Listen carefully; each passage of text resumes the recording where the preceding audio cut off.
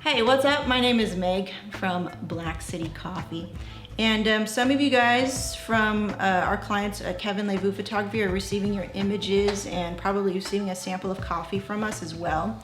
And so I talked about it in another video that I found the bean that I think I could be really consistent with, that I think I'm gonna stick with and really build upon my foundational knowledge with, which is a bean from Rwanda, a tiny, tiny, tiny country in Africa.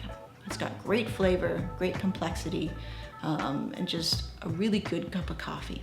And so I have this book here, and I wanted to tell you a little bit, like some little fun facts about where this coffee comes from. Okay, let me tell you. It's pretty cool to learn the background information of where coffee comes from, because it's not like I'm gonna go to Africa to these farms and stuff like that and be like, cool, that's how you picked it, or that's where it's growing, or this is what it looks like, this is what the farm looks like. So the next best thing is a book or a video or something like that. But I love it when I can learn just a little bit more about something that I'm consuming or taking part in, because then it gives it a little bit more depth, a little bit more reasoning, a little bit more weight. And it just feels better all around to know where stuff is coming from. Gives you context, you know? I love to be educated about things that I love. See, isn't this cool? You didn't even have to buy this book. I'm already sharing it with you. Way back in the day, the Germans actually colonized Rwanda and were there, and they were the first ones to bring coffee to Rwanda. So they didn't start exporting coffee as an export until after World War I, in which case, after that whole fiasco, the Germans were kicked out and the Belgians came in. And so now there's this sort of Belgian Rwanda thing going on over there. Looking at this photo, or this little map right here, it looks like Rwanda is a very mountainous area. A lot of coffee is grown in a lot of high elevations, a lot of higher mountain ranges, I'd say. And because of its geography, it's probably well suited to coffee. And coffee was actually the reason why Rwanda was able to recover back into the economy and actually have some, revenue for the country. Now, the coffee that I have in particular, which is from, here's the taste profile. Amazing coffees from Rwanda often have a fruitiness and freshness reminiscent of red apples and red grapes.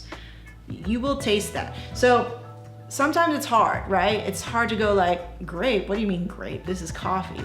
Well, let all of those pre-assumptions that you have about coffee go. Let all of that go. And really, it's not about being a bougie tight ass about your coffee and being like, pinkies out, I only taste grapes in here. No. Just allow yourself, give yourself permission to go, what does that taste like? Does that taste like grapes? No, actually, I think it tastes like apples or bananas or pears. Everybody's tongues are very, very different. What's most important here is that you're just allowing yourself to taste. Be present with it. Don't be concerned about what other people are thinking. It's the number one thing that happens when you go to any tasting. There's always some guy or gal going, what's that? I don't taste that. And they seem to sort of get down on themselves and scoff at the idea that they could taste something beyond the first thing that pops into their head. Like they're not good enough, or it's weird, or it's bougie, or it's rich, or it's snobbish. It doesn't have to be this way. Let all of those predispositions go. Just be there, just taste it. Give yourself the permission to taste your coffee.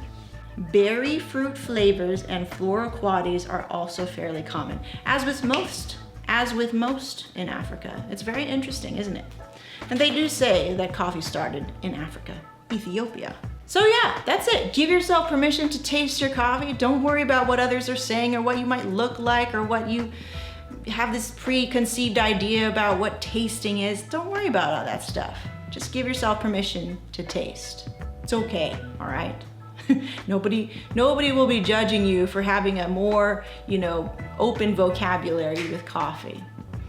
And if they do, they're weird. So yeah, Rwanda, very cool, very exciting to learn about where it's coming from. I think that's gonna be a new habit of mine as well. So as I've come to get more adjusted to coffees and learn more about coffee regions, I just wanna dive a little bit deeper, and maybe you're gonna dive a little bit deeper with me as well. So let's just, learn about coffee together. Okay, bye.